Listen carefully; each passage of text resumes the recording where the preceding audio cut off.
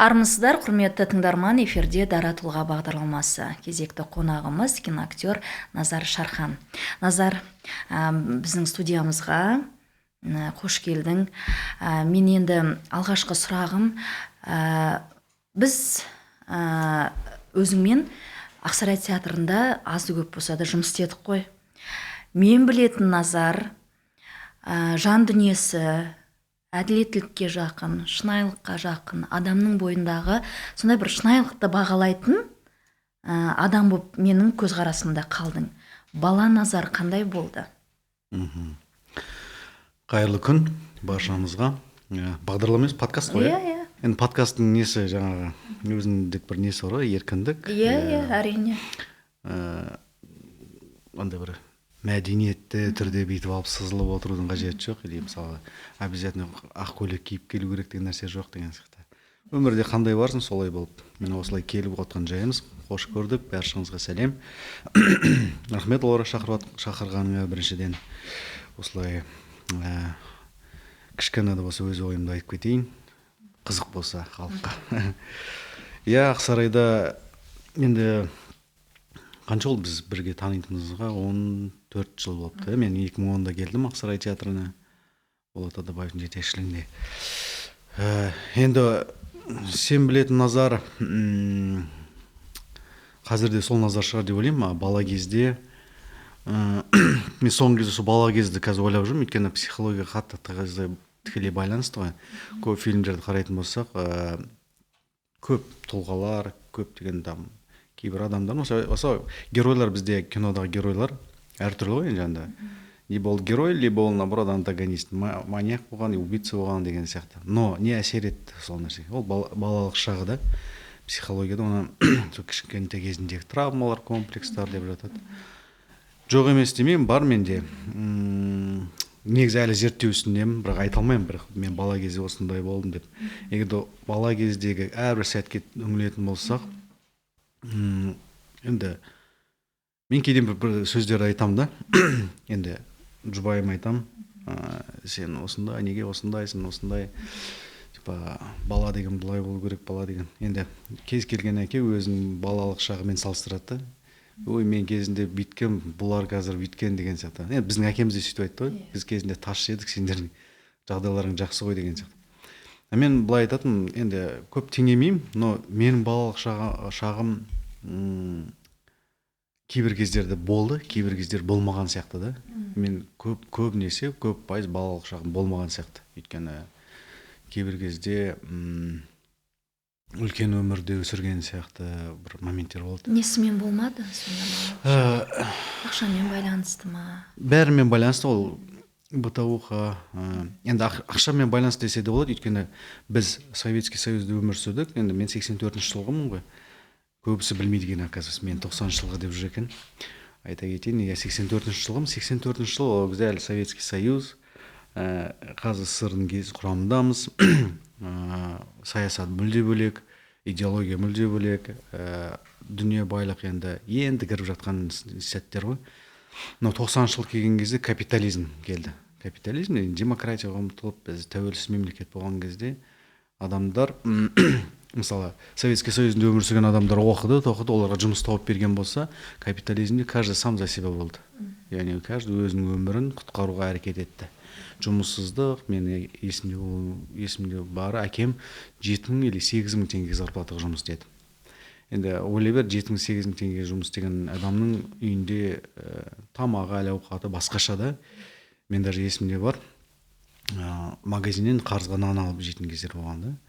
И оның бәрі әсер етеді. Мысалы, әкем шетелге шығып, Бакуда, басқа елдерде жүрді да жұмыс. Біз әкемді сағынатын кездер болды. И в итоге сондай қиындықтарды өтіп келіп, 11 жасымда мен Алматыға көшіп келдім. Анамыз екеуміз келдік, әкем қалып қалды, інім екеуі. Білмеймін, почему інім екеуіміз қалды. Мен негізі інімді алып кету керек еді, анам үлкен кіші болған екен. Но почему-то маған үлкен деп, мені көмектеседі деп Алматыға келдім. 11 жасымда, енді ол да бір балалық шақтың сәттері ғой. Мен Көкбасарда келіп, не сатып алуға болады оптом, соны алып сататымыз в розницу. и солай күн керген кездер болды. Мен даже на по Ленина пивзавод болады, сонымен барам автобуспен, пиволар толтырып аламын да, короче, поштучно көшеде тұрып сататын.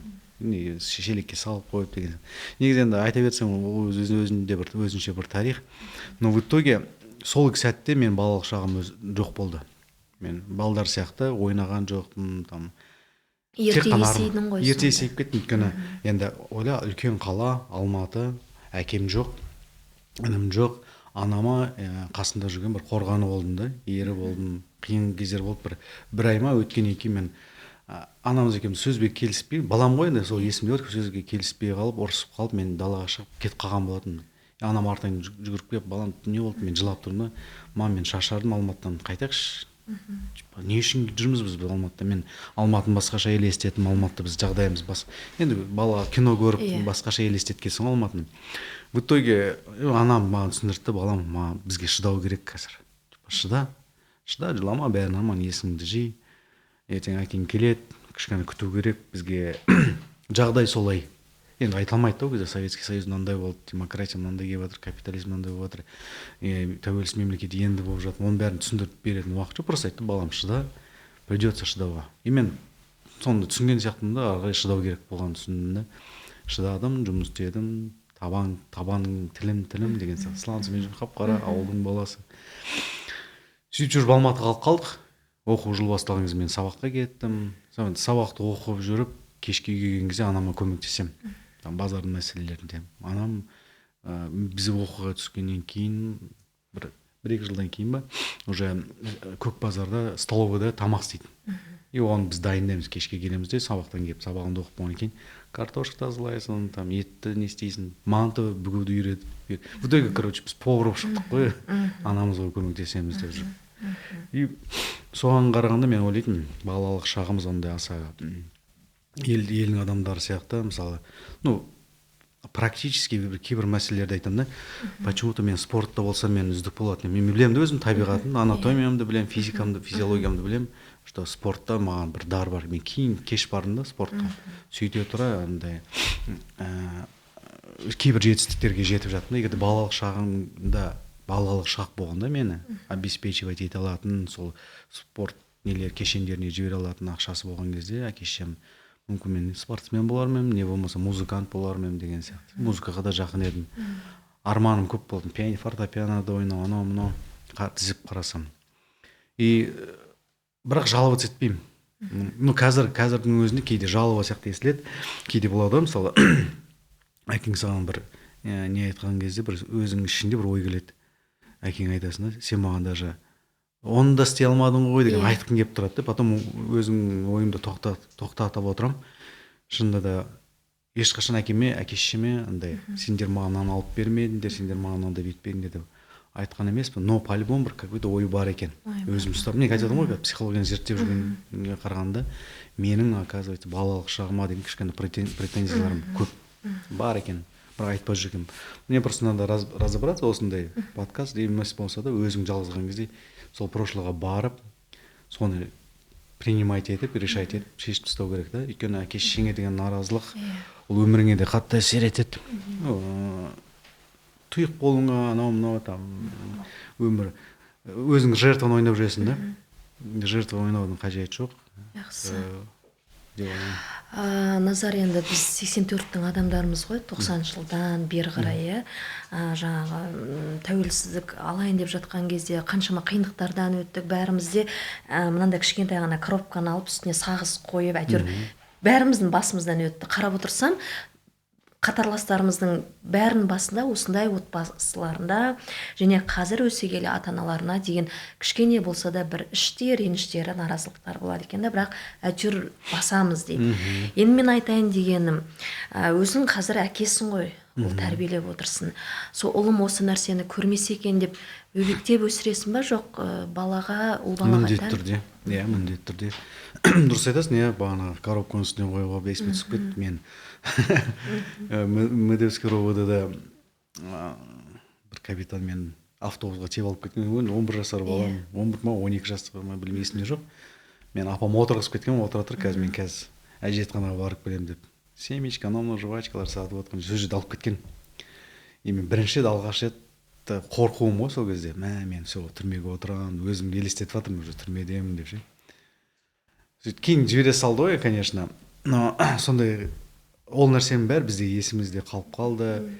И кажется, андай бір бағана айтпақшымын, әке шешемізге наразылық бар. Неге біз ондай өмірді көрдік деген сияқты. И мен өзім құрдастарымды қарайтын болсам, көпшілік өзіміздің құрдастар закомплексованный, неуверенный, көбісі панические атаки дейді ғой. Кейбіреулерінде панические атаки, кейбіреулерінде неуверенность. Прям өзінің бір мнениесіне неуверенный. Бір нәрсе сұрайтын кезде де нақты сұрай алмайды. Андай жалпақтап қалған адамдармыз да. И көбісі емес енді, бірақ оны жеңгендер де бар, но большинство. Но біздің ұрпақ, менің бала-шағам, кейінгі ұрпақ ондай емес қой негізі. Мен өзімнің баламды ондай болғанын қаламаймын. Еркін өмір сүргенін қалаймын. Мен мысалы кеше баламмен сөйлесіп отқан кезде бір ой пікір алмасып отырып, өзім таң қалып отырмын да. Блин, мен ондай болған жоқпын деймін да. Біз жабық болды. Бізде тыйды, болмайды, анау болмайды, мынау болмайды. Болмаған дұрыс қой, кәне тәлім тәрбие болған дұрыс. Но түсіндіру мәселесі, тактикасы дұрыс болмаған да. Өйткені просто тыюмен адамды бір рамкаға кіргізу қате деп ойлаймын. Ол кейін өмір бақи рамкада өмір сүріп үйреніп қалады. Наоборот, түсіндіру керек та балаға. Былай ашық тақырып. Ұят, бұл нәрсе ұят, бұл тақырыпты қозғамау керек деген болмау керек. Ашық сөйлесу керек. Мысалы, менің әкем менімен еркекше сөйлескенін қалайтын едім да кішкентай кезімде. Балам, мынау деген мынандай, сен еркексің, мынау қыздардың мынандай қасиеті болады, еркектерде мынандай қасиет болады. Бүйткен кезде бүйтесің, сөйткен кезде сөйтесің деген сияқты. Махаббат деген сезім бар. Әйелдер мынандай типқа бөлінеді. Сен еркексің, мысалы, сенің табиғатың мынандай, сен мынаған возможность жетеді. Сол үшін саған мынандай қыздар деген сияқты. Үйлену, семейный проблемалар там. Даже жыныстық қатынас. Неге ашық тақырып болып қозғалмасқа ол нәрселер. И қазіргі таңда, мысалы, қазіргі балалар пысық. Мен өзіңе сондай сөздерді қойған кезде мен ойланып қалдым, мынау бір нәрсе үйретемін деп жүрсем, ол оказывается уже біледі. Неге? YouTube, TikTok и так далее өз тәрбиелеп жатыр ғой. Но енді білмеймін, олардың болашағы қалай болатынын, олар қаншалықты ашық болады. Но да, кейбір мәселелерде олар бізден мықты, кейбір мәселелерде олар бізден әлсіз болады. Әлсіздігі жаңағы не деп ойлаймын, өмірдің қиындығына төзе алмайды. Қазіргі жастарда айтып жатады, суицидқа бейім, анау неге екен, қатты қиналып қалса сразу сынып қалады. Но біз где-то мықты болдық, но где-то әлсізбіз да. Медальдің екісі жағы болады, сол үшін бір нәрсе жақсы болып кеткенмен де бір нәрсе жаман болатын шығар деген ойдамын. Но қалаймын, балама барлық жақсылықты тілеймін, барлық жақсылық болса. Енді барынша махаббат беремін. Өйткені махаббат ол ана мен әкенің махаббаты любой нәрседе тірек болады. Ананың махаббаты ол өмірге, әйел сүюіне әсер етсе, әкенің махаббаты ол өмірде бір жұмысында, билікте деген сияқты барлық мәселелерінен де тірек бола алады да. Екеуінің махаббаты қатты маңызды деп ойлаймын. Рахмет. Назар, осы Ақсарай театрына 2010 жылы келдім дедің ғой. Енді былай отырдың да өзімен өзің келдің ба, бір жаңадай ақшаның көзі ретінде ме, әлде театр қалай сенің жан дүниеңе жақын болды? Соған енді актер болуға не түрткі болды Ақсарай театрына келуге, жалпы өнер жолына? Бұл өте енді маңызды повороттардың бірі маған негізі Ақсарай театры. Но мен оған қалай келдім дегенге енді кішкене артқа шегіну керек та, тарихты айтып кету керек. Енді бәріміз білесін, бағанағы балалық шаққа қатты әсер етіледі. Енді 84 жылғы, енді 90-ға дейінгі балалардың көбісі, может кейін 90-нан кейінгі балаларда да сөйткен шығар, ата-аналары оқуын өздері таңдап берген болады. Енді сенде сондай ма білмеймін. Сондай болды, Көбісіне ата-анасы оқу өздері таңдап берді. Өйткені біз всегда бала болдық.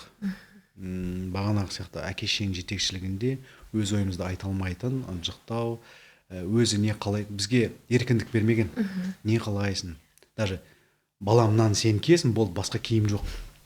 Кисең де киесің, кимесең де. Уже да бізде шектеу болған.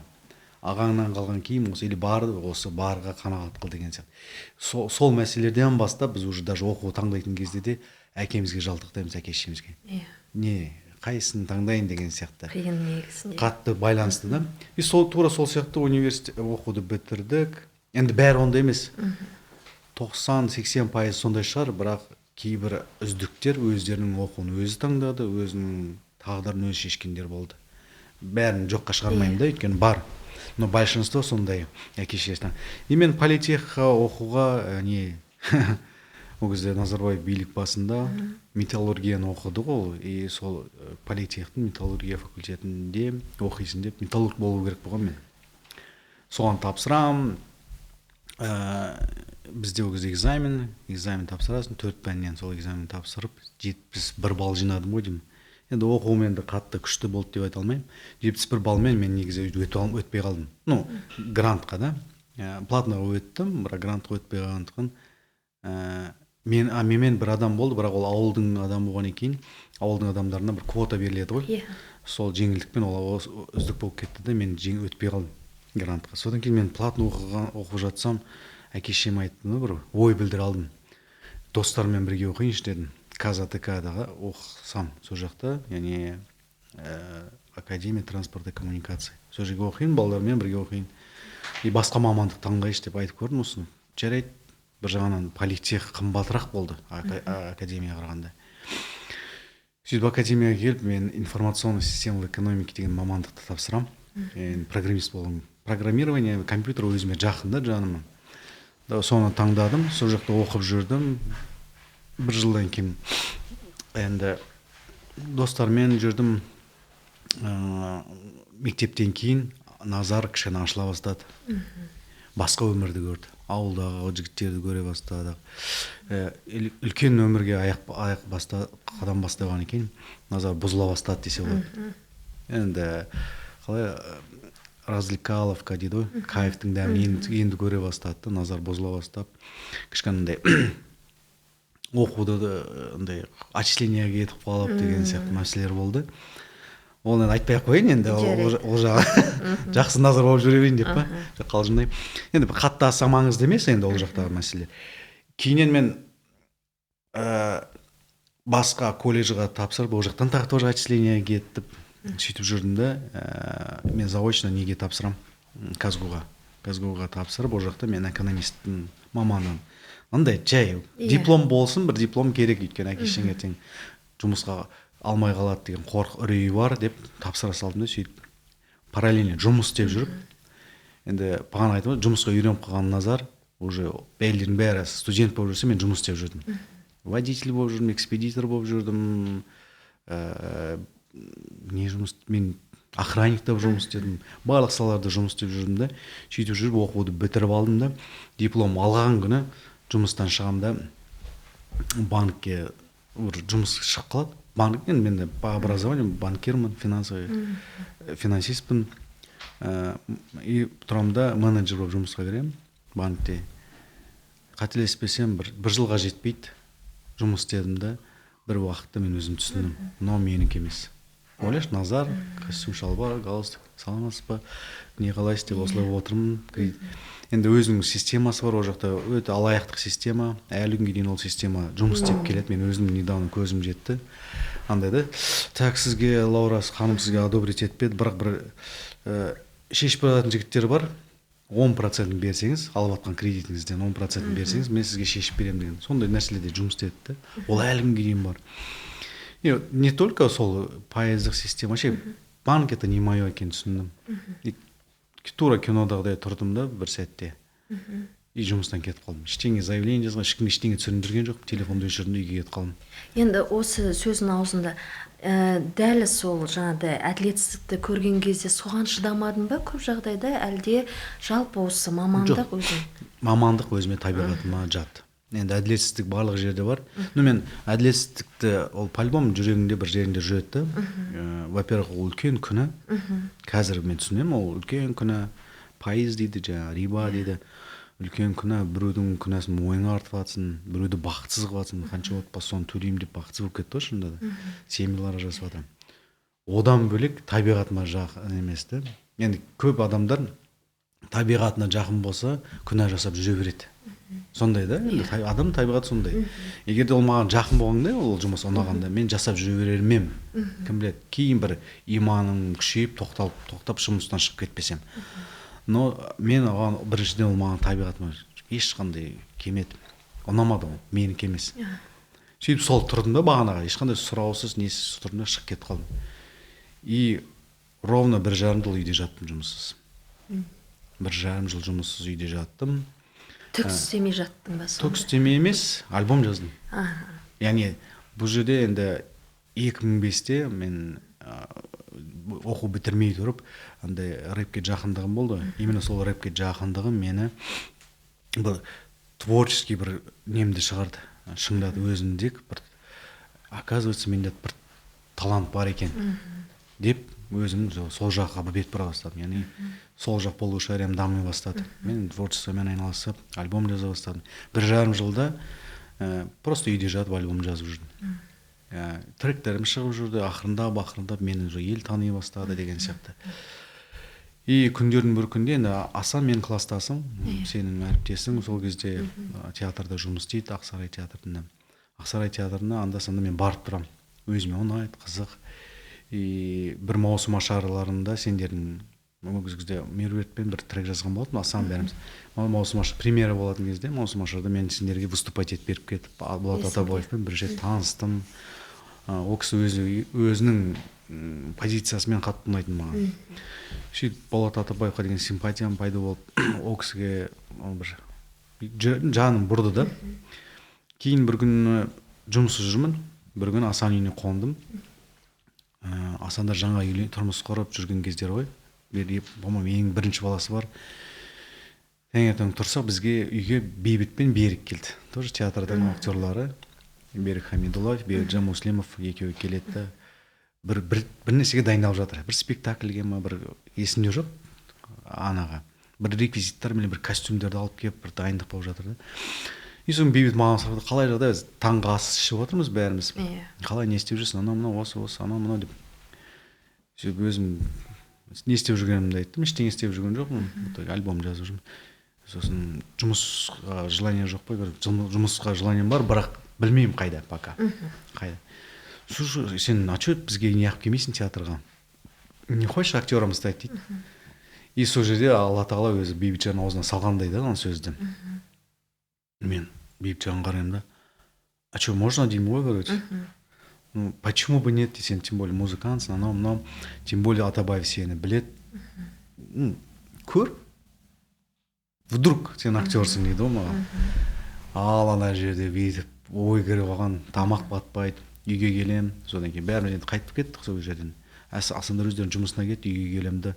Ойлаймын, әлі шыққан жоқ оның. Бір түстен кейін ба Асанға жазам. Асан, сөйлесіп көрші, Болат Атабаевқа айтып көрші менің жайында. Алам екен, негізі Бейбіттің айтқан сөзінде жаны бар ғой деп. Я деп кешке жақ маған жазып тұр. Все, Болат Атабаев сен алам деп жатыр, ертең келсін деп жатыр. Бірақ бір но дейді да. Қандай, мен ішімде қуаныш деген вообще толқып тұрмын ғой. Қандай но десем, бізде қазір финансовый проблемалар бар, айлық төлей алмаймын. Сендер как раз енді айлық алмай жүрген кездерің. Өйткені финансирование тоқтап қалған кез. И деп мен қуанып тұрмын, мен вообще айлық, вообще не интересно. Просто мен жұмысқа алғанына қуанып тұрмын. Бұл жерде сол кезде түсінуге болады, что мен ақша үшін келмегенім. И все.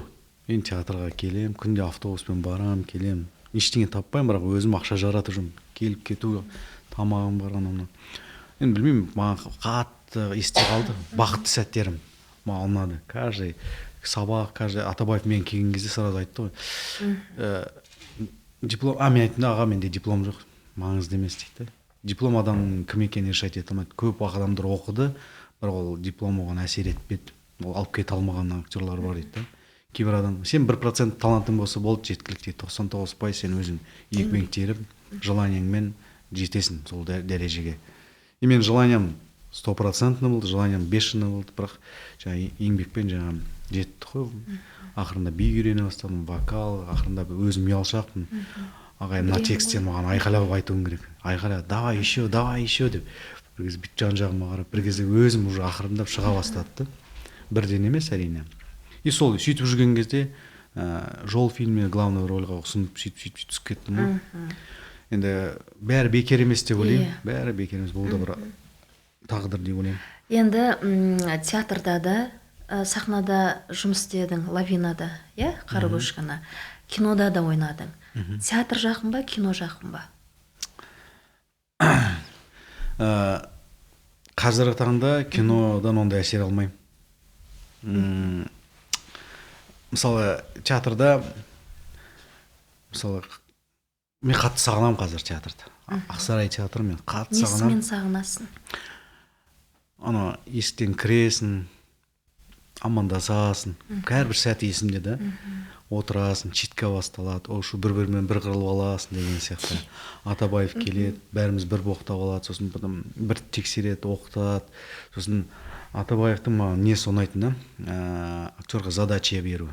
Мен әлі күнге дейін осында режиссерді кездестірмедім. Именно кинода, кино саласында режиссерлар маған андай, қалай дейсің болады, дилетант сияқты көрінеді. Аннан қашқан, мұндан қашқан бәрі режиссер болып жүр, бірақ әлі күнге дейін задача қоя алмайды. Қалай сонда, мысалы, съемкаға барғанда сенің мақсатың осы деп айтады ғой, сонда өзің кездестірмедің ба? Атабаевтан кейін ба, кейінгі режиссерлар, кино режиссерлар қойған задачалар вообще ни о чем десе болады. Әлсіздігін қоймайды емес, қояды, бірақ олар соны достаточно деп ойлайды. Но олар Атабаевты может көрмеген шығар, мен көргеннен кейін ба, может бізге сол тағдыр солай бұйыртып, салыстыру болады. И Атабаевтың задача қойғаны, мысалы, бір күніміз, мысалы, есіңде бар ғой, бір күніміз сенің героиняңның задачасын қоюмен өтетін еді. Бізге жетпей қалатын еді да. Бірақ сол задачаны қойып атқан кезде біз түсінетінбіз, мен героим вообще басқа екен ғой деп. Настолько ол раскрывать ететін да. Бір күн бой сенің героиняңды ашатын. Ол героиняны ашу үшін Атабаев бізге неше түрлі мысалды келтіретін. Көршісін айтатын, досын айтатын, бірде мысалы бір историяны айтып беретін. И даже ана история вообще қатысы жоқ, бірақ ойландырып қоятын да. Неге оны айтты? Деп. Өйткені актерлықты қазіргі таңда кез келген актер, кез келген өнер адамы, блогер болсын, КВНчик болсын, ешкімге тас ататқан жоқпын, бір қазір бәрі актермін деп санап жүр өздерін. Бір киноға түссе, эпизодқа түссе, потом главный герой түссе, актер болып кетеді. Бірақ настоящий актерлықты біз сол кезде түсіндік та. Насколько актерлығың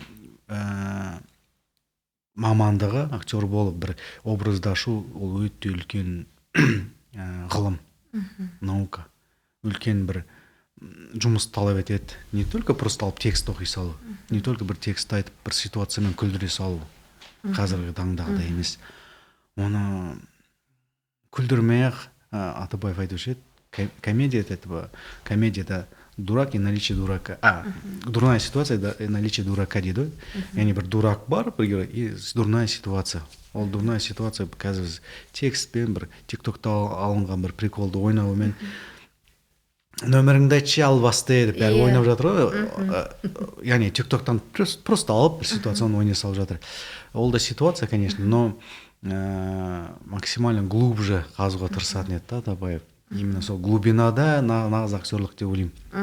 Енді, конечно, бұл сөзімді қазір көбісі түсіне алмайды. Шынайы театрда жұмыс істеген, шынайы актер болып көрген адамдар оны махаббатпен айта алады. Мен қазір солар ғана түсіну мүмкін да. Сол үшін театр саған жақын. Театр жақын, о жақта қалай айтсам болады, бір өзіндік бір несі бар, сиқыры бар. Сол айтсам дұрыс шығар, өзіндік сиқыры бар. Сол үшін егер де кинода сол сиқыр қалып, мысалы сен айтасың ғой, қазір Азамат Шарқын фильм түсірейін деп жатыр, бірақ ол фильмге читка болады, дайындық болады. Неге сөйтіп жасамасқа? Читка, дайындық, образды ашып, жаңағы задача беріп деген. Ондай болса кинода сондай дәрежеге жететін еді. Но менің бірінші фильмдерім маған сондай әсер қалдырып қойған. Мен жол фильмде енді бірінші дебютант болдым ол фильм. Ол фильмге әлі күнге дейін сезім қалған. Мен оны сата алмаймын, ол мәңгіде қалады. Яғни театрға деген махаббатым қандай болса, именно сол фильмге де сол махаббатым сондай. Енді Назар, кинода біршама кәдімгідей тәжірибең бар ғой. Осы түсірілім барысында конфликттік жағдайлар туындағанда қалай шешесіңдер, эмоцияға берілесіңдер ме? Жалпы киноның бір қыр-сырын айтып берші. Түсірілім барысында конфликттік ситуациялар туындайды ғой. Келіспей қаласың партнеріңмен, режиссермен дегендей бола ма сондай? Жоқ, үндемей құтылып кетесіз ме? Жарайды. Режиссермен енді шынымды айтсам келіспей қалған сәттер өте аз. Өте аз, почти жоқтан қасы. Өйткені мен түскен фильмдерде мен бір сондай бір қасиетім бар екен, өзім байқадым да. Егер де мен режиссер маған сенсе, сеніп алды ғой мысалы. Мені басынан Асқар Ұзабаев главный рөлдерге, Асқардан кейін Ернар Нұрғалиев.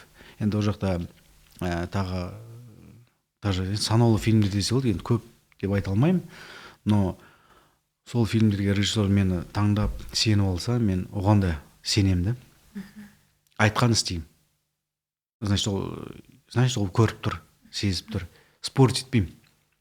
Кейбір мәселелерде да айтып көремін, мысалы, может былай, но менің айтқанымды режиссерлар өздері да, почему бы нет деп қолдап жатады да. Яғни, значит, бір арамызда бір нез бар, коннект бар бір-бірімізде. Большинство енді конфликт даже продюсерлермен болатын шығар. И то ондай творчествоға вообще қатысы жоқ. За счет бағанағы финансовый мәселелер жағында. Ақша төлеу мәселелерінде, ақшамен келісу мәселелерінде. И то прям қатты травма болатындай не емес. Бар андай кинода ондай моменттер болады, но прям қазір есімде қалған бір ойбай осындай бір конфликт болса, оны төтеп бердім деп. Ондай жоқ, иә? Ондай жоқ.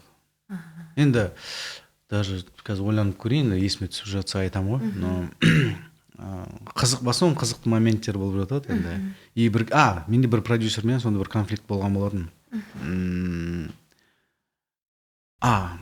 Бір жыл түстік, и түсіп болған екен, мен ақшамды бермей қойдым. Бір жыл өтіп кетті уже. Хорошо, жазасын, кейде жауап бермейді, кейде жауап береді, я деп, андай завтракпен кормить етіп келген, уже бір жыл өтіп кеткен. И бір не болады ғой, досьем болып қалады ғой. Назар бізде досьем болайын деп жатыр, анау уже команда жиналып жатыр, бір кадрлар жетіспейді, бір сахналар түсіру керек болып тұр, анау все деп, хорошо деп, мындай жақсы Назар болып жүрмін енді, давай, все, дайын, уже группаның жартысы кетті, бүгін сендер шығасыңдар, анау, бүгін шығамыз ба, все, онда хорошо, мен гонорарымды жібере сал деймін ғой. И ана продюсер тұрады да, жібересі бар болғанда, давай после, жоқ айтам. Бауырым, все, бір жыл шыдадым, так не канает. Мен Назарым, басым домалақ, но мен дальше көне алмаймын. Так что төле, потом дальше уже түсіп берем, вообще не проблема. И ана жерде ол режиссерға звондайды, режиссер менің досым, режиссерға айтады, осындай, Назар өстіп жатыр. Типа, айтсай досыңа білесе десейші, анау не өзінше болып жатыр деген сияқты. И ана режиссер тұрады, не төлей салыңдар дейді, төлеп беріңдер. Білмеймін енді, оған кейін маған деген бір өкпесі қалып қалды ма, неге сонша ақшама. Жоқ, режиссердің де, продюсердің де, андай көңілі қалды ма, білмеймін енді. Но маған почему-то по барабану болды. Не үшін көңілі қалу керек, сенің ақшаңды төлеу керек. Енді типа ақша үшін не болды, сонша біздің түсінеді. Жоқ, мен оларды да түсінемін, өйткені министерстводан бөлінген ақша толық берілмеген. Оны кейін түсіндім, что кейін қанша группаның адамдар әлі күнге дейін ақша алмаған. Бар, именно сол фильмнің. Өйткені министерствода айтқан сөзінен тайып кеткен министр ағаларымыз сондай болған. Ол адамдар жоқ қой қазір. Ол адамдар именно сол саланың министрі емес, бірақ ол адамдар әлі бар. Ол жақта жұмыс істеп жүр, өйткені ондай адамдар сондай үшін жаралған деп ойлаймын. Енді сонда продюсерлерде соттасуға мүмкіндіктер болмады ма? Қалай еселерін жіберіп қойып отырады? Өздері ақша алу керек. Жоқ, бұл жерде біз білмейтін нәрселер көп қой. Біз творчествоға жауап береміз, біз білмейтін нәрселер бар, өзінің нелері бар жаңағы. Бізде әлі күнге дейін андай бар. Яғни документпен жұмыс істейтін мемлекет қой негізі. И сол сияқты бізде документпен жұмыс істеуіміз керек. Так, Назар, осындай актер боласың, мынада мынанша гонорарың деген сияқты қағазбен. Жоғары жақта да сондай келісім болмағанда, и ол даже қағаз жүзінде болғанның өзінде олар сөзіне секіріп кете салады. Жоқ, бізде ақша бітіп қалды, анау мынау, осымен тамам деген сияқты. Бірақ қанша команда, 200 адам, сол проектте 200 адам болды. Актер бәрін қосқан кезде 200 адамды сендіріп қойды да, осы проекттің нормально ақшасы төленеді, бүйтеді деп. Бірақ орта жолға келген кезде төленбей қойған. Даже режиссер ауырып, сондай бір мәселелерге түскен болады. Ну, неважно, айтқым келгенім сол жерде в итоге сондай неге бардым, рискқа бардым. Досым, но извини меня, өйткені менде семья, бала шаға бар. Олар аш отыра алмайды. Бұрын Азаматтың сөзі бар ғой. Иә. Менің творчествоны жақсы көргеніме менің балам не виноват. Өйткені менің балам тамақ ішу керек, оның да сұранысы бар. Сол сияқты шешімдер кездер болды. Болады, әлі күнге дейін бар ондай мәселелер. Мысалы, қазіргі таңда мені бір продюсер фильм түсірген, маған трейлер жинап берші деп жинатқызып алды да.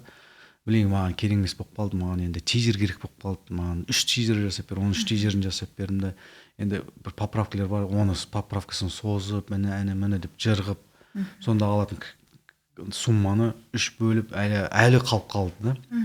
Шамамен айтсам, мен ол жұмысты бір аптада істеп, бір аптада ақша алатын жұмысымды мен қазір 2 ай болды істеп жатқаныма. Сол недобросовестный продюсерлер, не андай өнерде вообще орны жоқ адамдар сондай іс-қылық жасайды да. И ол саған бір неңе әсер етеді. Қалай бүгін мешітте естіп қалдым осы сөзді. Қарыз деген сондай нәрсе дейді да. Махаббат сияқты дейді. Иә, айта алмайсың. Ұмыта алмайсың.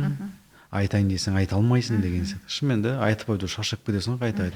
Уже жалындырып қояды да адамды. Уже сұрағың да келмейді. Қойшы сол ақшаны дейсің да. Но қатты қысылып қалған кезде, ақша таппай қалған кезде, так, маған кім қарыз еді деп есіңе түсіресің да. Сол кезде қайттан есіңе түсіріп қоясың. Не болды ақшам? Берсейші.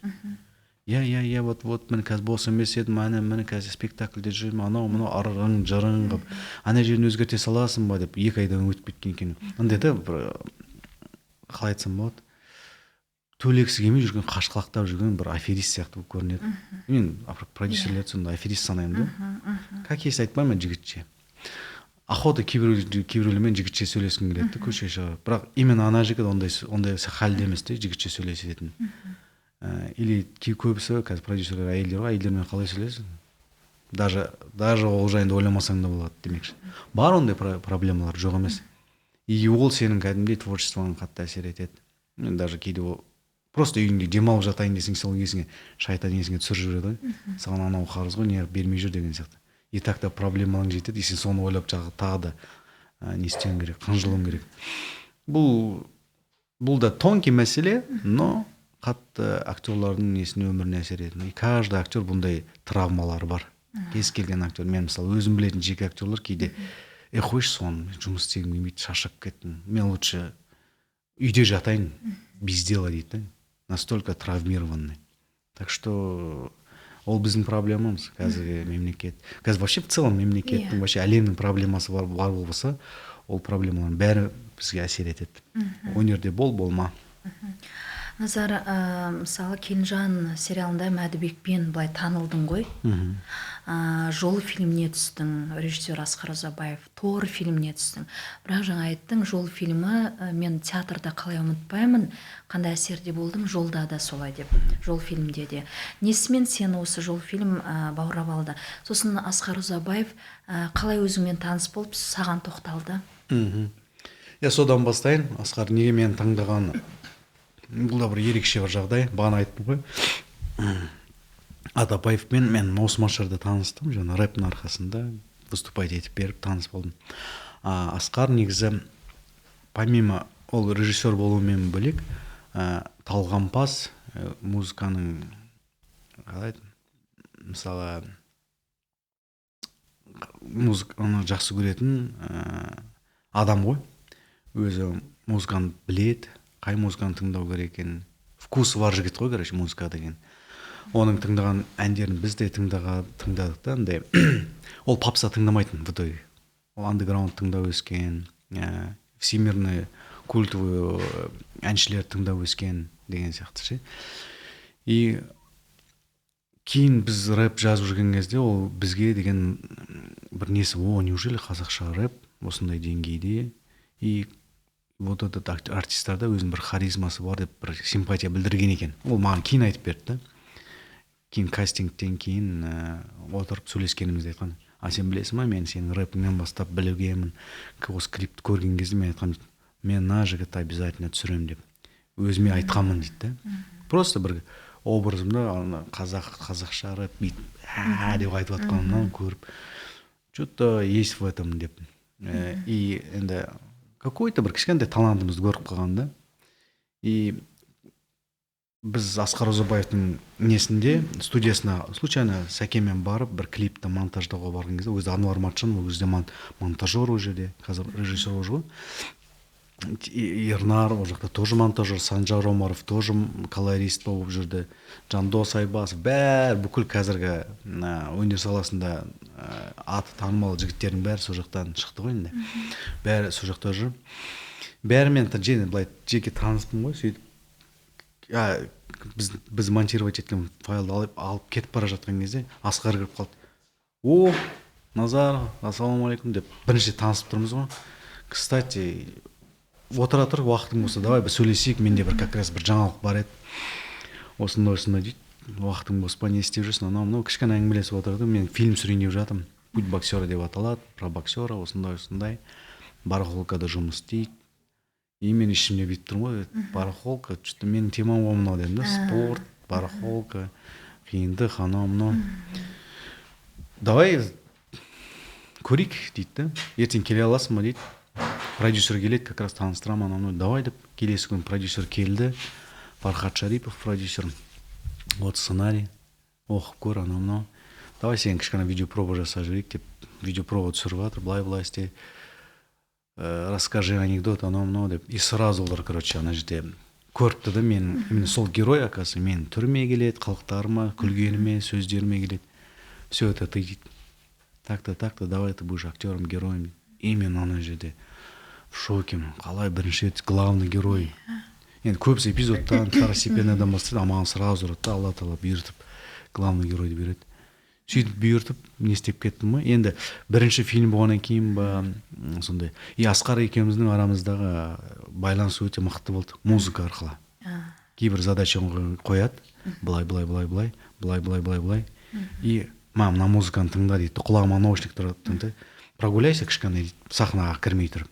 И ана музыканы тыңдаймын, мен түсінемін, волнаны түсініп аламын да. И сондай бір ерекше бір подходы болды Асқар Ұзабаевтың. И ол фильмнен көп нәрселер күтті. Енді Ерік Жолжақсынов, кім болды, Димаш аға болды.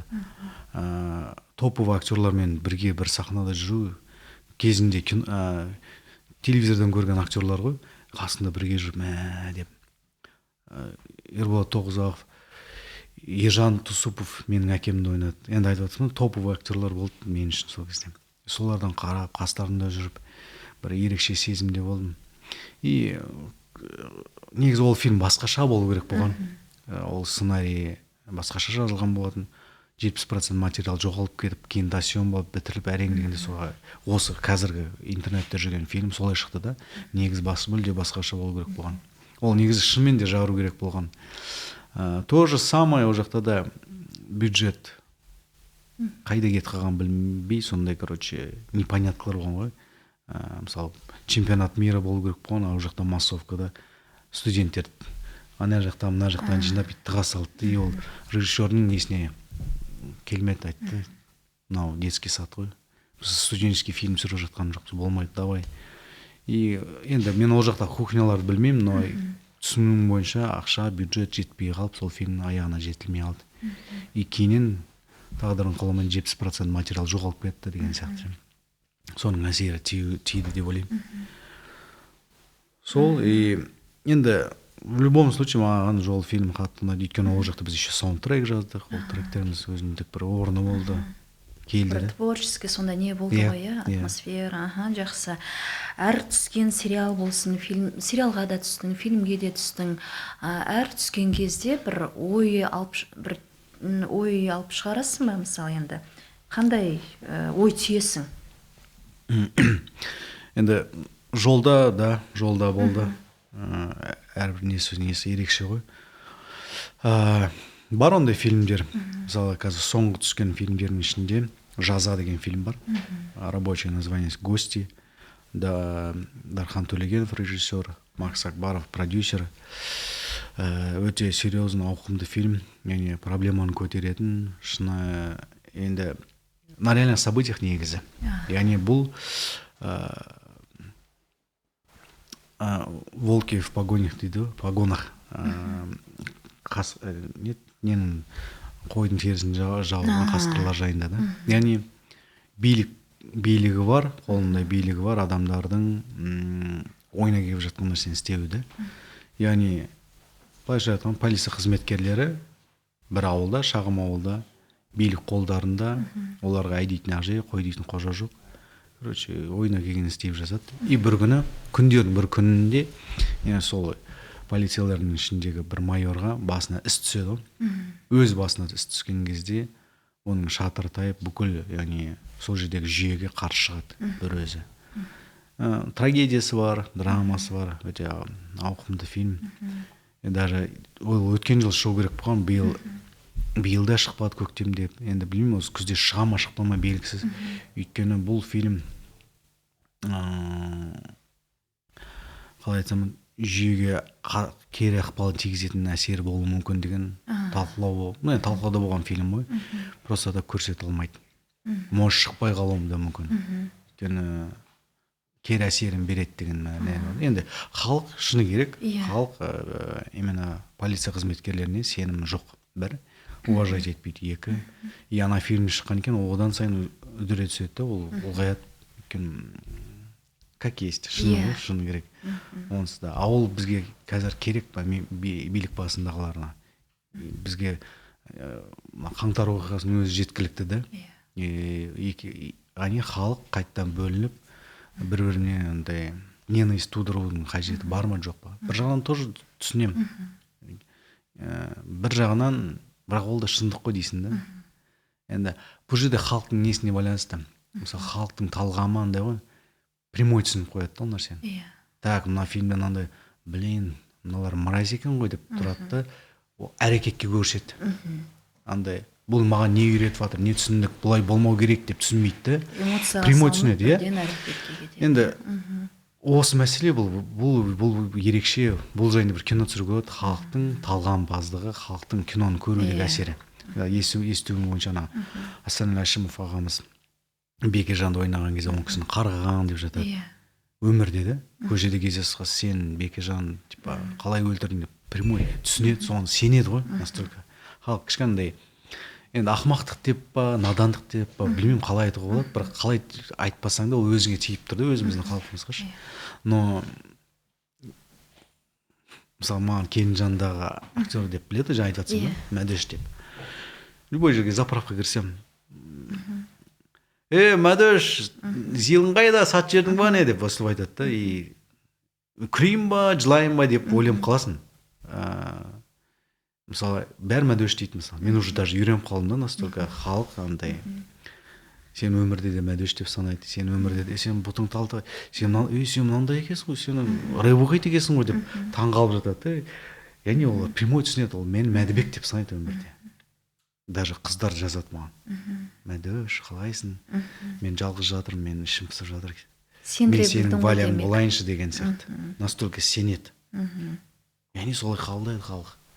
Это содан кейін ойлайсың да, мысалы, бағана айтасың да, жол фильмде, басқа да серьезный фильмдерде ойнадым. Почему-то олар өтпеді. Келінжан қатты атып кетті. Маған кейде обидно то, что мысалы 15 жыл бұрын жазған рэпте, мысалы, қанша жұмыстарың бар, еңбектерің бар, ауқымды, серьезный, философский идеясы бар фильмдер, әндер жаздың, кейбір кинолар түстің, олардың бәрі еленбей қалды да. Келінжан енді почему-то тартып алып кетті. Бүкіл атақты Мәдібек бүкіл нені өзіне иемденіп алды. Бір жағынан обидно, бір жағынан қуанамын, хотя бы сонда бір рөлім болғанына, ол маған әсер етті деп. Но обидно в том, что типа ана жұмыстар неге бағаламайсыңдар дейсің да. Неужели ол фильмдер керек емес, неужели? ол да еңбек қой, неге бағаламадыңдар деген ой болады. Келінжан сериалы қателеспесем 5 жыл бойы, иә, түсірілді. 5 жыл болды. Қанша маусымы болды? Так, биыл 6-шы жыл екен ғой. 5 маусым, 5 маусым и 2 толық метр шықты. Мәдібек рөліне қалай өттің? Өйткені жол фильмде сен өзінің жан дүниеңе жақын. Мен Келінжан сериалды былай күнде әр сериясын қалдырмай көрдім деп айта алмаймын, бірақ шынымен де көрерменнің көзайымына айналған сериал. Тура енді ауылдағы оқиға ғой, абысындардың бір-біріне деген қарым-қатынасы, анасының үш баласына деген махаббаты, келіндеріне деген қарым-қатынасы, сондай көзқарасы. Нағыз ауылдың сондай бір көрінісін көрсетті. Мен сол кезде ең алғаш рет Назар ойнайды деген кезде мен былай елестете алмадым да, өйткені мен білетін Назар, сен жан дүниең басқа ғой, комедияға қалай болады деп. Бірақ сен алып шықтың, мен кейін басында қабылдай алмадым, көзім үйрен алмады. Мен шыны керек. Кейіннен шынымен де Мәдібек болып қалыптасып кеттің да былайша. Сол рөлге қалай өтіп кеттің? Кім себепкер болды? 2018 ғой. 2018 жылы мен GG Cinema, яғни Гүлнар Мамасарипованың продакшнда жұмыс істеймін, бірақ монтажер болып. Монтажер болып жұмыс істеймін. Как раз Қарасай түсіріп бітіп келіп, как раз жұмыс жоқ. Бірінші фильм Рауан деген фильмді монтаждау керек болды. Олардың ассистенті Аиса деген қыз хабарға шығып, Назар осындай. Мен актер екенімді особо біле білмейтін де шығар. Монтажер іздеп жатыр екен, сіз бос екенсіз, маған, по-моему, Санжар Омаров ұсынысты айтқан. Вот Санжар Омаров ұсынды, істейсіз ба деп, деп істеп кеттім. Рауан бітірді, одан кейін Қарлығаш ұя салғанда фильмі, оны монтажын жасадым. И все, мен уже монтаждан кетейін деп жатқан кезде Гүлнар айтты, Назар, бізде тағы бір сериал шығады, давай соны монтаждап кетсек. Жоқ, мен жоқ, шаршадым деп не істеймін. Жоқ, бұл жерде сен монтажер болсын, еще түсейін деп жатсың, если что дейді да. Кімнің рөлін? Короче, бір тракторист, ол кезде тракторист деп айтатын, бір тракторист бар, келеді саған, давай көрейік. Енді білмеймін Гүлнұрдың қалай неге маған сенгені, бағанағы сияқты өз-өзімен жабық, интроверт болып жүрген, спокойный жігітті именно Мәдіштің рөліне ұсынғаны. Бірнәрсе Гүлнұрде де бір не болып тұр ғой, өзіндік бір қасиеті болып тұр ғой, көріп қоятын. Енді оны ешкім білген жоқ, мен өзім даже білген жоқ ондай болады. Әлі сценарийді оқымаған. Ну давай, сен, кстати, әйеліңді Нұргүл Мыңғатова дейді. Деп олар как раз студия жақты біледі, кездесіп қалып, ол как раз неден кепті, пробадан келген ба, Гүлнұрдан шығып, мен офисқа кіріп бара жатқан кезде көріп, қалай жағдай, кстати, біз екеуміз бірге түсейін деп жатырмыз, анау деп, Дариға, Рүстем, енді былай состав, ол кезде енді аса танымал емес қой состав, но өзінчік бір несі болды. Рүстемді білем, Атабаевтың школасы, Дариғаны білем. Нұргүл енді тоже былай академияда былай көріп, бір проекттерде танысып жүрген, мен досымның әпкесі сөйтіп жүрген. Көрейік деп бастап кеттік қой. И бірінші күндері, бірінші сахналар, енді балдармен жиналдық та, жігіттер, давай, қыздар, жігіттер, давай қуайық. Давай, мына комедия ерекше болсын. Вообще, «Любовь и голуби» деген фильмді білесің ба? Сондай шығарайық дейді, ұсыныс болды да, осында «Любовь и голубиға» ұқсатып. Давай геройды ойнамай-ақ қойықшы дедік та. Все, жетеді. Қазір герой, негізі 2018-де Келінжан үшін ол өте что-то новый формат болды. Өйткені кез келген актер геройды ойнады. Яғни өзінің денесін ұстап, осанканы ұстап, кофені ішкен кезде бүйтіп аккуратно ішіп, шынде сөйлеген кезде мәдениетті, сіз қалай ойлайсыз деп. Сондай әдемі геройды ойнауға тырысты. Біз бәріміз отрицательный геройды ойнадық. Мәдібек бұты талтақ, вечно бір жерді қысып жүреді.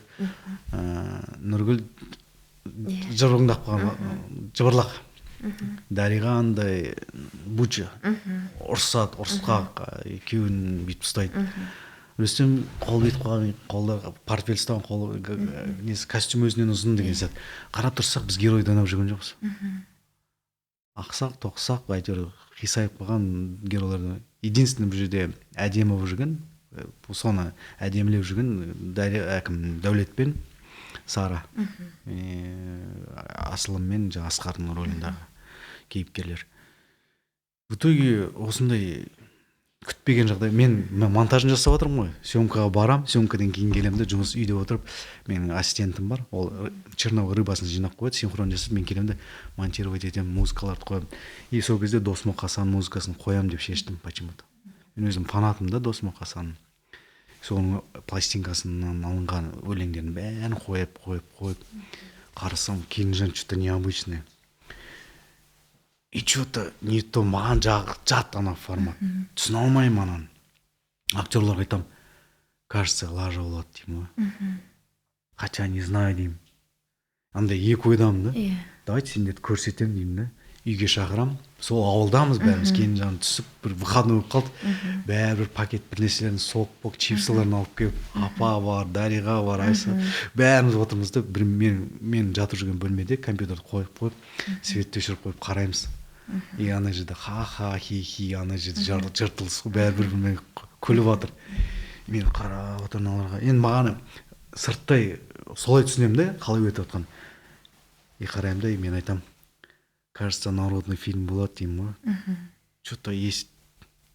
Кажется, любовь и голубидан бір какой-то элемент бар. Өтеді деп. И шынымен солай болып кетті ғой. Хотя, айтып отырмын ғой, бірінші сахналарында мен қателеспесем 12 ма, 19 дубль ма жасаймын ғой. Кіре алмаймын ана образға. Сындыра алмаймын өзімді. Кимит, ұялам. И то ли ана сахна, ана Нұргүл, мен капот биді ашып жұмыс істеп жатқанда Нұргүл құйрығынан салып келеді, мен бүйтіп Нұргүл берге деп қасына құшақтап, бүйтіп мен де оның құйрығын ұрып жіберемін. И мен істей алмаймын ананы. Табиғатыма жат, ұялам, Нұргүлден ұялам. Бәрі қарап, енді, бірақ бәрі қарап тұрдан бөлек, қалай сындырам, мен қалай талтақты ойнап жүремін деп. Әрең дегенде, и сол ұялшақтыққан бір жерде мен Нұргүл құшақтап сүйетін жер бар. Мен кіші кезде шынайы ұяламын да. И шынайы өтіп кетеді ана жерде. И кейін қазір ғой, 5-ші сезонда ашылып, сразу кіріп кетеміз образға. А бірінші сезон өте ауыр деген болды. Өзің сындыру, ана маст ойнап жүру. Қиын болды негізі. Оңай болды деп айта алмаймын, қиын болды. Но бұл жерде Ернардың жұмысы, Ернар давай деп уақыт мүмкіндік бергені, дубль жасауға. Қазір 5-ші сезонда мүмкіндік бермейді. Бірақ дубль. Максимум 2 дубль. Айтасың, тағы бір дубль берші, актерский, басқаша жасап көрейінші десең. Все дейді, сен уже профукал свое дейді ғой. Ал ол кезде мүмкіндік берді. Жаңағы 12-19 дубль жасауға. Давай көр, давай, қазір міне шығады деп. Бәрімізге заявка болды ғой. И ешкім күтпеді бұндай фильм бар. Бірақ Гүлнұр бар, чуйкасы бар Гүлнұрдың.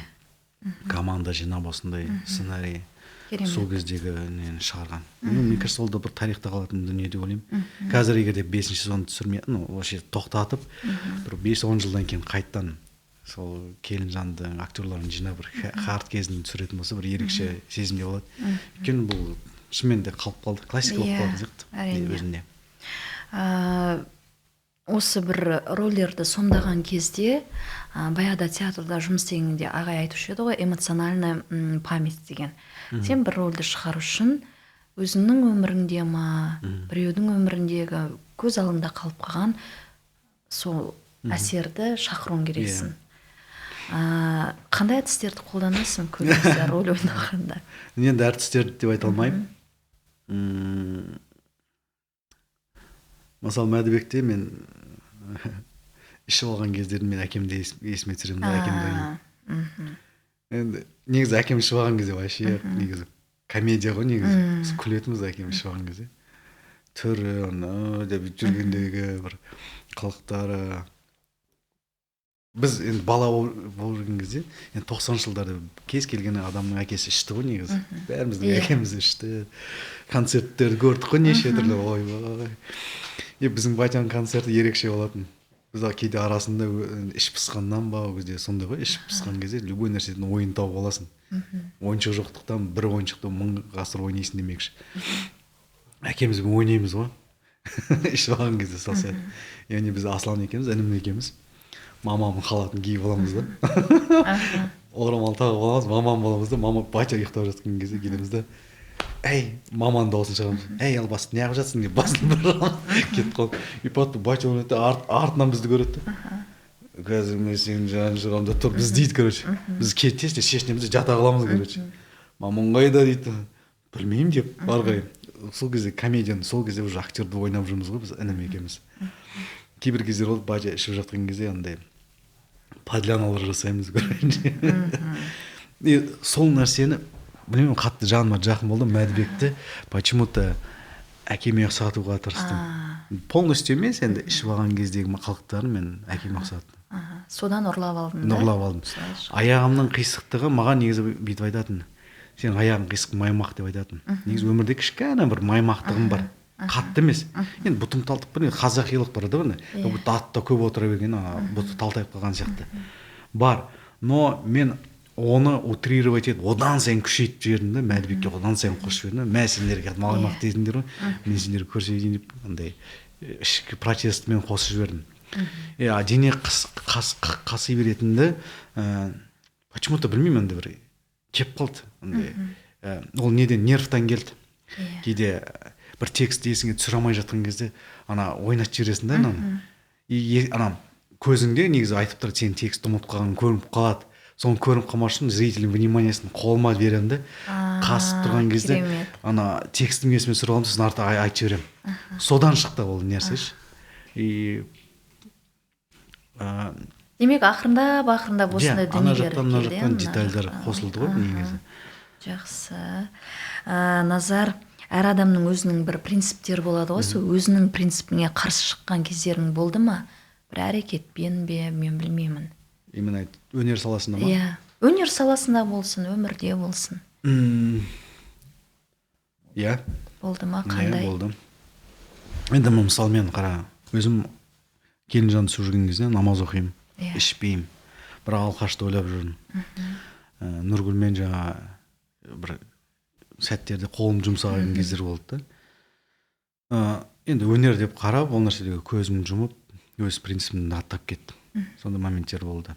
Да, болды менде кейбір кездері әлі күнге дейін бар ол нәрселер. Оны әлі аттаған жоқпын. Мысалы, 1xbet, или там Олимпиад деген сияқты, или банктер маған звондайды, рекламада түсіп бересің бе дейді. Мен айтамын, бәрі банктер сұрайды, не үшін деген кезде мен түсіндіріп беремін да, что вот эта система ошибочная, адамдарды бақытсыз қылады. Мен оны рекламировать етуім, себепкер болуым, сол нәрсеге өз үлесімді қосқанмен тең, или там азартный ойындарын рекламировать ету, бір семьялардың бақытсыз болуына үлес қосуым. Қанша төлесеңдер де мен ол нәрсені істемеймін деп. Тыңдап отырып не дейді сонда олар? Я вас уважаю, понимаю дейді. Мен бір банктың рекламасына шақырған кезде полностью тыңдап, я уважаю ваш принцип, маған надо, молодец. Ну, хорошо деп дальше кетті доллар поисктар іздеуге. И бір жағынан сондай бір моменттерімді әлі аттаған жоқпын, но какие-то мелкие детальдар болды. Мысалы, мен underground рэпермін, яғни бұл музыка саласында underground рэперлар никогда ақша үшін сатылып, өзінің формасын ауытмайды. Но мен өз принципінен ауытқып, коммерциялық әндер жаза бастадым.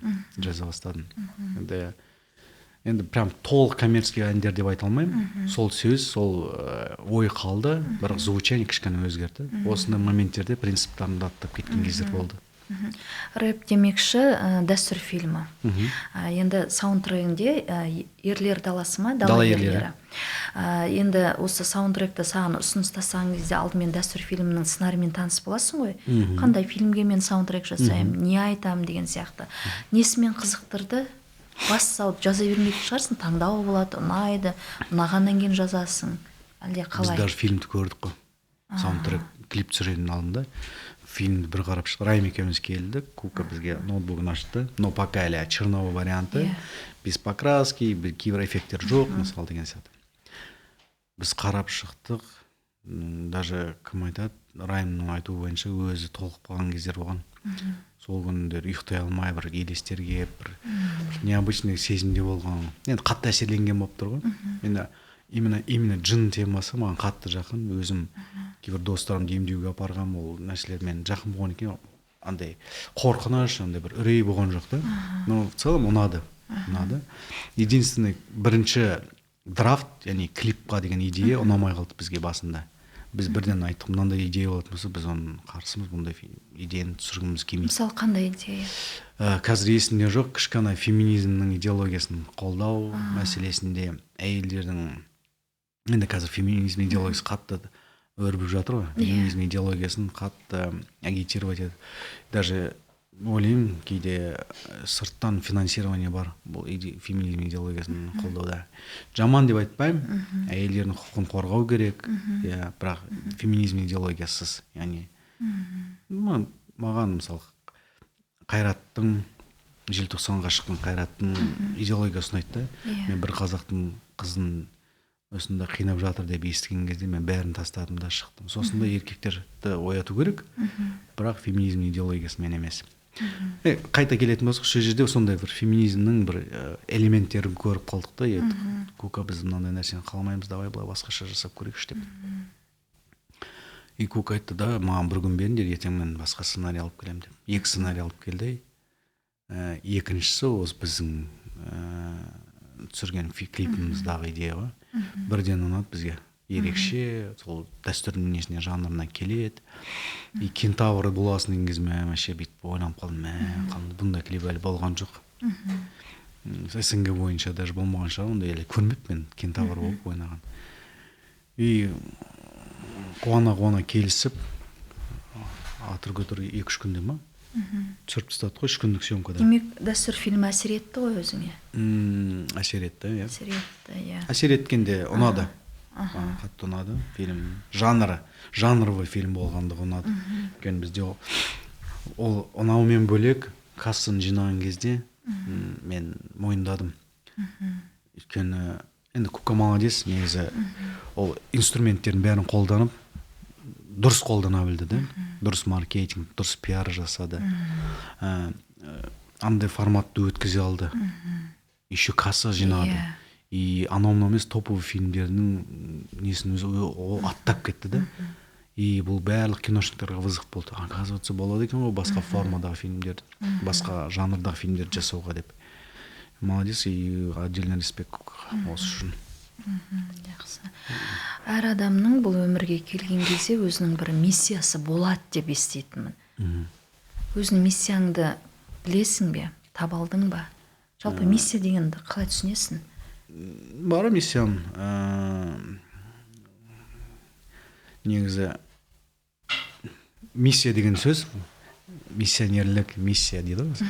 Вообще миссия деген сөз ол Құдаймен байланысты нәрсе ғой. Миссиясы бар адам, значит, оның бір құдірет күшіне сенімі бар, құдірет күшімен байланысы бар адамдарды айтады деп ойлаймын. И менің миссиямда енді құдірет күшіне байлаймын да, мен бұл дүниеде біреу бізді жаратқанына кәміл сенем. И соның арқасында өмір сүріп жатқанына, соның арқасында жер айналып жатқанына, соның арқасында күн шығып жатқанына, соның арқасында мына ауамен демалып жатқанына сенем. Шүкір етемін сол нәрсеге. И оны мадақтау керек екенін білемін. Яғни оған сыйынып, оған рахмет айту керек екенін де білемін.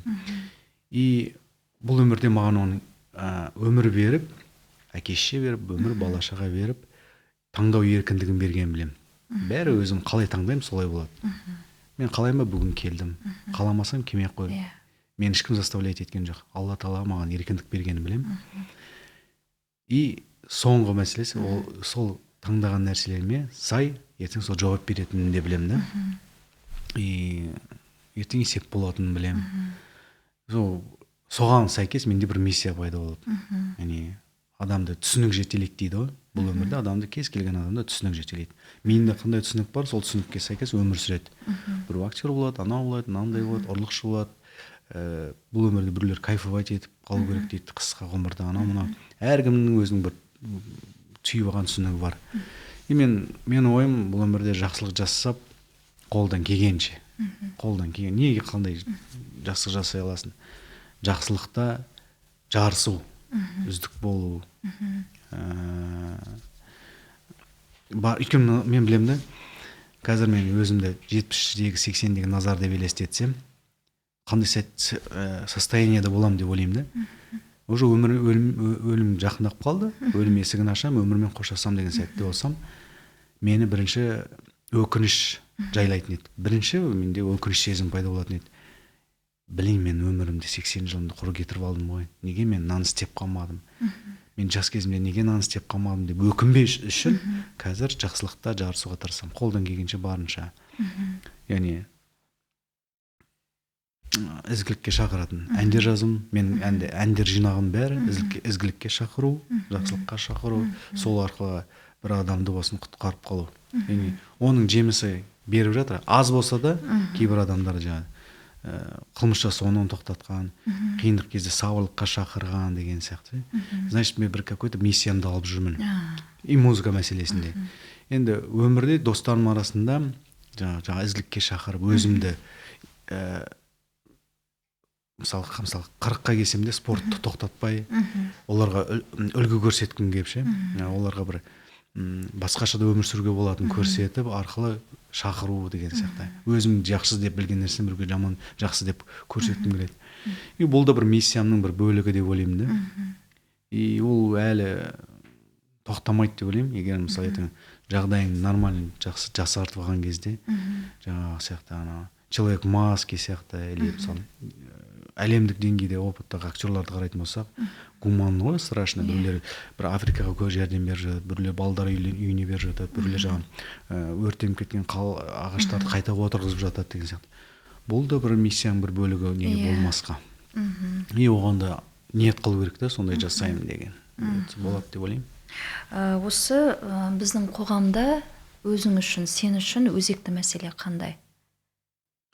Өзекті қалай түсінуге болады? Енді мысалы отбасындағы дау жанжал, проблемаларды айтасың ба? проблемалар, немесе коррупция, енді ол өз алдына. Жалпы сен үшін өзекті мәселе. Дін, біреу айтады, дін мәселесі дейді. Сен үшін қандай? Бір ғана мәселені айтсаң, ең маңызды сен үшін. Блин, ойланатын нәрсе, бірақ давай мен үшін семья болсын. Енді өзекті мәселе. Өйткені мен соңғы қозғап жатқан тақырыптарым, соңғы қатты жаныма уайымдатып жатқан нәрсе семья. Мысалы 2019-дағы статистика қарайтын болсақ, 200 мың семья үйленген болса, оның ішінде 80 мыңға жасқан екен. Демек, бұл 40% да. Яғни 80 мың семьяның ішінде 80 мың бала болса, егерде орташа есеппен, біреуінде 3 бала болуы мүмкін, біреуінде 2 бала болуы мүмкін, біреуінде болмауы мүмкін. Орта есеппен әрқайсысында 80 мың бала қазір әке-шешесіз, яғни неполноценный семьяда өсіп отыр. Енді кейбіреулер қосылғанда шығар, қосылсын ойлаймын. Но мен білемін да, егерде семьяда травма, ол бүкіл өміріне әсер етеді. Бүкіл өмір бойы. Мысалы кеше бір фильм көрдім, қатты әсер етті. Ажырасып кеткен, но баласы суицидқа жақын болады, кейін алады да өліп қалады фильм соңында. И әкесі жылайды да, неге бұлай болды деп. И жетпеген. Именно керек кезде әкесінің вниманиесі жетпей қалған. Именно керек кезде именно сол анасының қасында бірге қол ұстасып жүргендігі жетпей қалған. Енді, конечно, бұл жерде әркім өзінің, мысалы әкесі айтады, екінші әйел үйленіп алған кезде айтады, балам, мен басқа біреуді ғашық болып қалдым, ол менің таңдауым. Сен не при чемсің дейді. Просто мен өзім өмірім бар. Енді әкесі кішкене эгоист болып тұр ғой. Но біз білетін қазір қоғамда ажырасулар өте көп. Не то что жаққа ғашық болып қалды. Просто какой-то бір мелочь үшін ажырасып отыр. Там енесі араласып кеткен үшін, бір көрші бір нәрсе деп қалған үшін, бір сөз көтере алмай қалған үшін. Мелочьтер көп өте. Енді Европада, әрине, Америкада андай ғой. Ойын айталады, мен мынандай таңдау жасадым деп. Бізде ондай мелочьтерға дейін көп та. И сол үшін, кажется, қазір семьяны сақтап қалу. Мысалы, мынандай бір сөз бар да, дін мәселесінде. Шайтан үшін ең ұлы істердің бірі қатты қуанатын. Адам өлімі, там зорлық зомбылық, там ұрлық деген сияқты ғана емес, ең номер один жақсы көретін істердің бірі семьяны ажырату. Ол семья жасса, қарам, семья жасқан кезде баланың зардап шегеді. И проблемалары көп та, мысалы даже бізде мынандай қалай айтсам болады, ажырасқан деп жатады, анау мынау деп жатады. И өмір бақи бір какой-то штамп болып қалады нәрсе да. И сол үшін максимально ақыл тоқтату керек. Бұл жерде мәселе үйленбей тұрып балаларды дайындау. Почему біз үйлен дей береді. Үйлен дей берген дегеннен бұрын үйлену деген не, семья деген не, қандай проблемалар келеді, соны түсіндіру керек. Енді өзімізді қарайтын болсақ, мен мысалы семья деген не екенін білген жоқ. Мен балам туылып кейін бір үйленіп болғаннан кейін 5 жыл 6 жылдан кейін ғана түсіндім семья деген ответственность екенін. Өзім бала болдым. Значит, бізде семейный институт дамымаған. Сол нәрселерді дамыту керек. Проблема кездескенде қалай бірге шешу керектігін. Оны білген семья болса, оңай шешіп кетеді да, ары қарай бірге ажыраспайтын еді. Қанша семьялардың шырқы бұзылмайтын еді. Ну и так далее.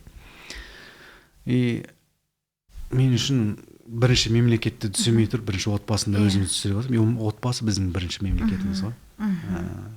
Сол үшін осы мәселе деп ойлаймын. Осы тұста бір психолог келіншек бар, осы жерде жұмыс істейді.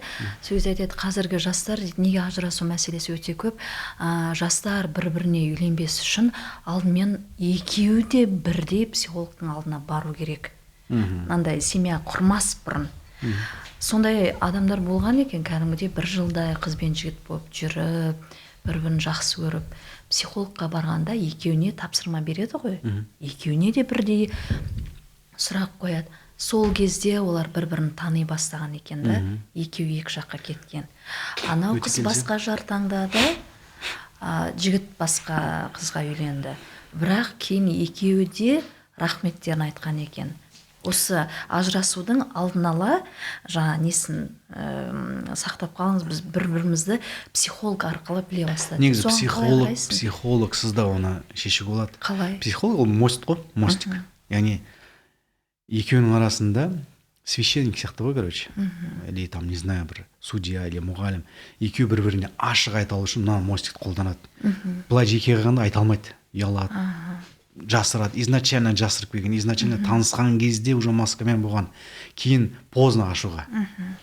Кейін через психолога они ашады өздері маскалар. Яғни психология ғылымы ол не ғой, жанның ғылымы ғой. И бұл жерде жанын ашады. Как есть, өзінің қандай екенін айта бастайды. Даже кейбір еркектер изначально қыздың ұнамағанын айта алмайды. Просто ұят болады, или там оның көңілін ойлап скрывать етіп, соңында кейін ажырастыруға алып келген нәрселер болады.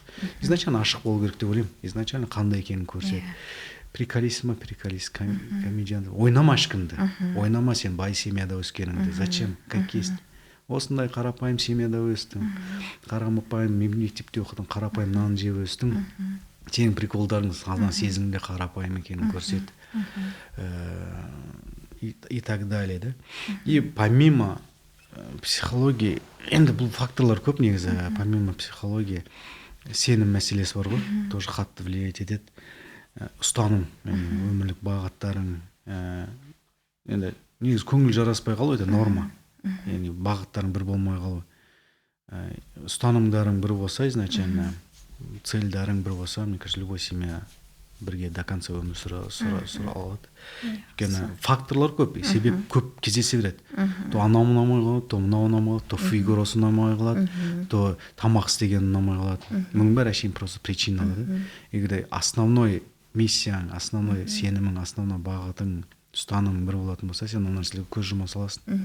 Сол кезде жеңіл кетуіңе шанс бар да. Жақсы. Адамның жан дүниесі терең деп қандай адамды айтасың? Сен үшін жаны терең адам қандай адам? Қандай сипаттама бере аласың? Бұрын бөлетім, иә. Қазір де бөлесің ғой, әрине. Андай өзің философствовать етіп, мудр болып кеткен кездерде сен сондай адамдар іздейсің да.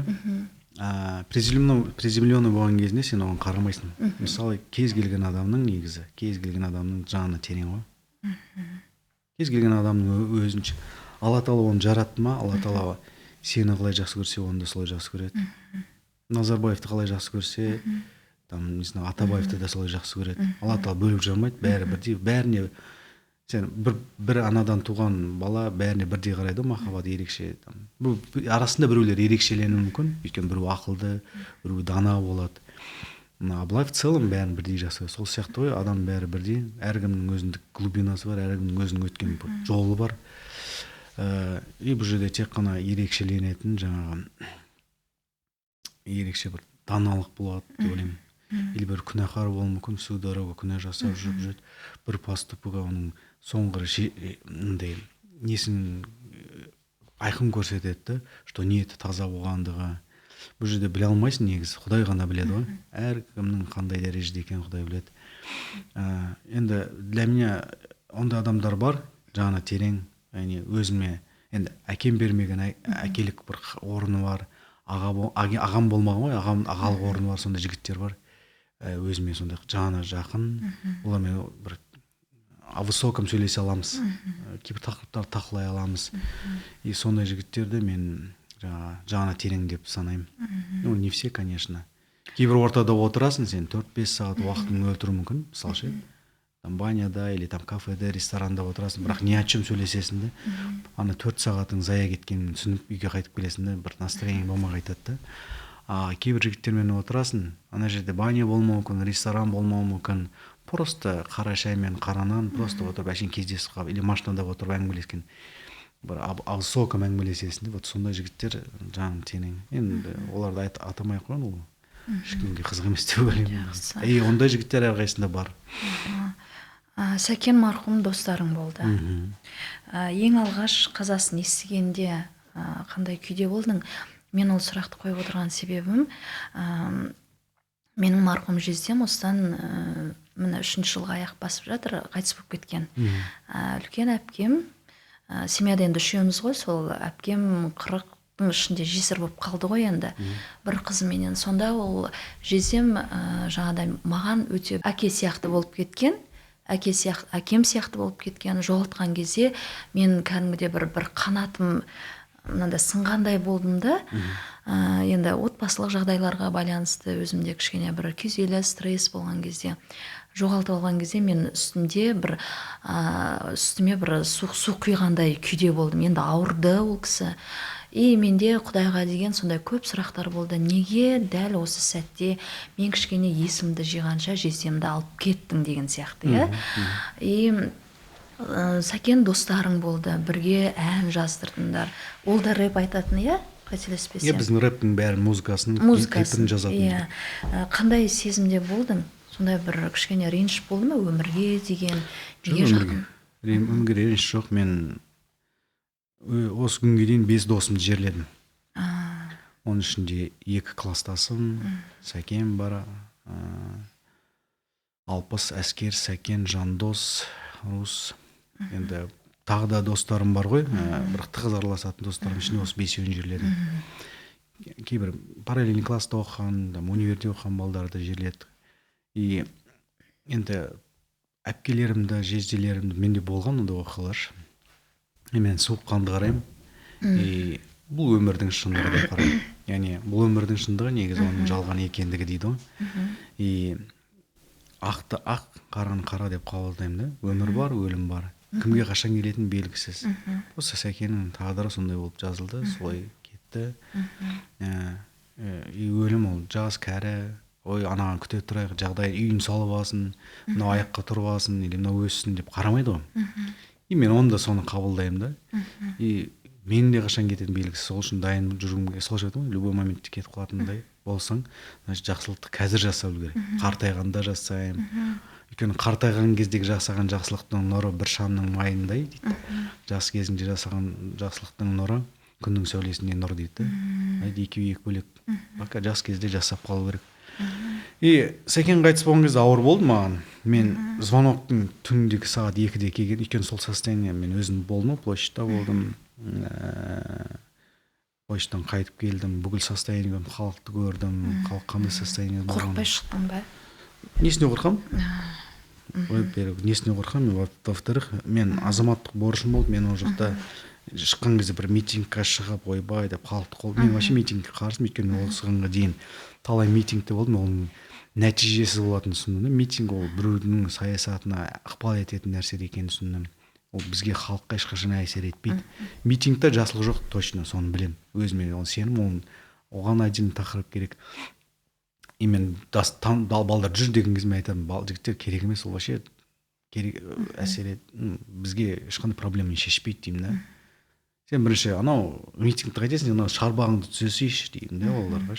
Сен бірінші анау қисайып тұрған туалетіңде жасасайшы деген сияқты анау бар. Марғұлан ба кім біреу айтты сол сияқты. Шынымен ол солай. Бірінші отбасыңды түзеп алайық. Сен отбасыңда өзің проблемаңды түзеп ал деген сияқты.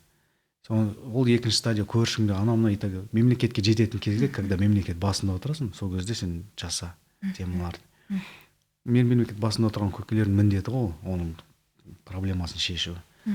Біз халықпыз. И в итоге мен барған себебім, балдар жинап біз бардық, ана мародерлар шықты ғой. Тонай бастады ғой. Там ғимараттарды сындыра бастады. Соларды қорғауға шықтық біз. 100 баладай жиналдық. Барып 100 бала ол түк болмай қалдық. 10 мың адам ішінде жоқ болып кеттік қой біз. Күшіміз де жеткен жоқ. Біреуін тоқтасын, екіншісін тонап жатады. Оған барам деген соң үшіншісін тонап жатады. Бесконечно, да? Магазин көп, дүкен көп, бәрін тонар. Мен сол кезде түсіндім, что халықтың ашынғанын да түсінуге болады. Обидно болғаны, енді Сәкен кетіп қалған ғой. Ол әйелінде үшінші бала бар екен, білмей кетіп қалды. Ол бір, сосын жаңа әлі балдары кішкентай. Кім өлім ешкімге тілемейді ғой, досыңның тым более. Просто сондай моменттер болды. Жаның қимайды, бірақ амал жоқ, көнесің. Амал жоқ, көндік. Оны үйге келгенде естідің ба? Үйге келдім, ұйықтадым. Түнде сағат 1-1:30 шамасында маған звоноктан түсіндім, что не то. И сразу Сәкен қайтты деген кезде біз ертесіне таңертең 5-нен бастап 10-на дейін біз қалада жүрдік ары бері. Мен өз басым енді бәрін айта алмаймын. Құдай сақтады. Маған да оқ тиіп, аман бәрін тоқтатып, тексеріп, біреулерін атып жатты ғой. Мен де солай астына қалуым. Просто Құдай сақтап қалды. Мен әлі уақытым келген жоқ деген сөз ғой. Былай қарап тұрсаңшы. Уайымдама. Просто Сәкеннің дәм тұзы таусылды, сол жерде кетті. Мен уайымдайтын бірақ нәрсе, Сәкен достаточно жақсылық жасап кеткен шығар өзінің қоржынына деймін да. Бағана айттым ғой миссиямды, что мен сенем, что жақсылық бар, жамандық бар, и спрос болады в любом случае. Но болмай қалған жағдайда мен красиво өмір сүргеніме ертең переживать етпеймін. Даже егер де жәннат тозақ болмай қалса, ертең менің артымдағы бала шағам айтады, менің әкем достойный өмір сүрді, ешкім ала жібін аттаған жоқ, ешқашан пара алған жоқ, адал, честно, жақсылықты үгіттей алды, жақсы әке бола алды, жақсы ұл болды, жақсы жұбай деген сияқты. Сол қалады, хотя бы. А егер де болып қалса, есеп тараз. Вот сол кезде вопрос басқаша, да? Уже артқа жол жоқ. Соңғы сұрағым, Қазақстанның киноиндустрияның болашағын қалай көресің? Құдайға шүкір, қазір деген жақсы фильмдер, сериалдар түсіріп жатыр ғой. Оның барлығын жоққа шығара алмаймын. Жалпы өзің актер ретінде қалай көресің болашағын?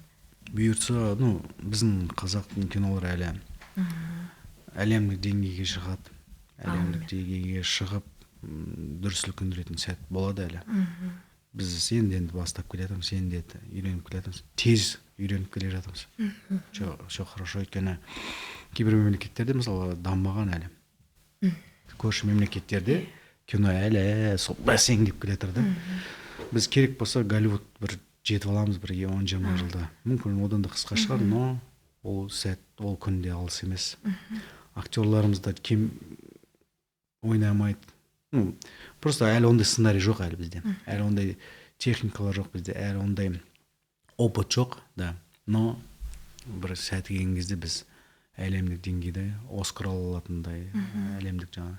Қазір уже бар ғой бізде жаңа Каннның или Пусанның наградалары бар.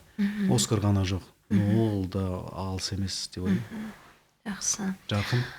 Назар, біраз сұрақтарымызға жауап бердің. Саған үлкен рахмет.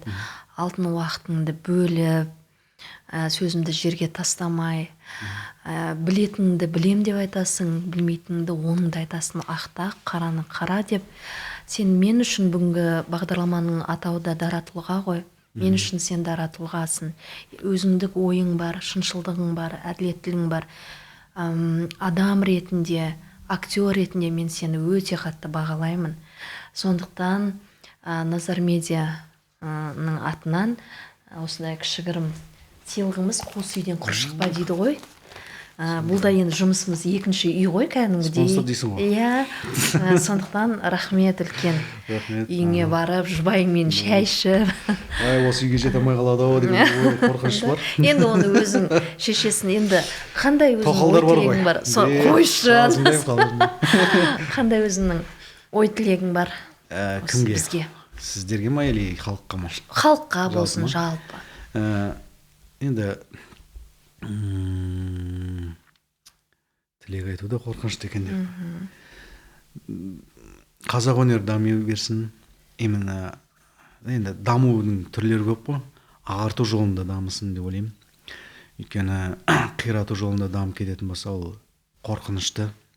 Енді мысалы Советский Союзды бастадық қой бағана әңгіменің басында. Советский Союздың өзінің жақсылығы бар, жамандығы да бар. Кейбіреулерін қимайды, бірақ ең ауыры атеизмді үгіттеді ғой. Құдай жоқ деп тәрбиеледі, соның арқасында ішімдік берді, анау мынау и қанша ағайын туысқандарымыз құдайсыз болып қалды. 70 жылда берген нәрсе не то что құдайсыздық. Оның жемісі қазір болып жатыр да. Яғни мәңгүрттікті алып келді, өзінің дүниетанымынан жоқ қылды. Қазақтар даже күйдің тілін білмейді. Мысалы, сен күйдің тілін білесің ба, білмейсің. Өйткені тыңдаған кезде бір музыка тыңдайсың да, кезінде күймен адамдар сөйлескен. Настолько. Көп нәрседен айырылып қалдық. И оның жемісі әлі болып жатыр, әлі де болады. Қазір сырттан басқа дүниетаным кіріп жатыр. Біз қазақ деген ғана атау ғана қалуы мүмкін, бір культурный код жоғалып кетуі мүмкін. Ертең біздің халқымыздың ішінде феминизм идеологиясы, ЛГБТ-ның идеологиясы емін еркін аяқ басып өздерінің билігін үстем еткен кезде сол қорқынышты да. Сондай қиратушы дүниетаным бізге еніп кетпесін деп қалаймын. Ағарту өнері, яғни өзіміздің культурный кодымызды сақтап қалатын ұлы бір дүниетанымыз қалса деп ойлаймын. Яғни әйелдерін қорғай алатын, жауға тигізбейтін, ала жіпті аптамайтын, тек қана намысын, шынайы жігерін, ерлік намысын соңғы демі қалғанша мың өлсе де, мың тірілсе де қорғай алатын нағыз рух қалса деп тілеймін, бұйыртса, Алла қаласа. Сол біздің келешек жаңа Қазақстан, жаңа ұрпақпен келеді. Яғни біздің балаларымыз сол нәрсені жасап, көрсетіп, дәлелдеп, басқа дүниетаным керек емес, бізге өзіміздің дүниетаным жетеді дейтін салиқалы ұрпақ болсын деп тілеймін.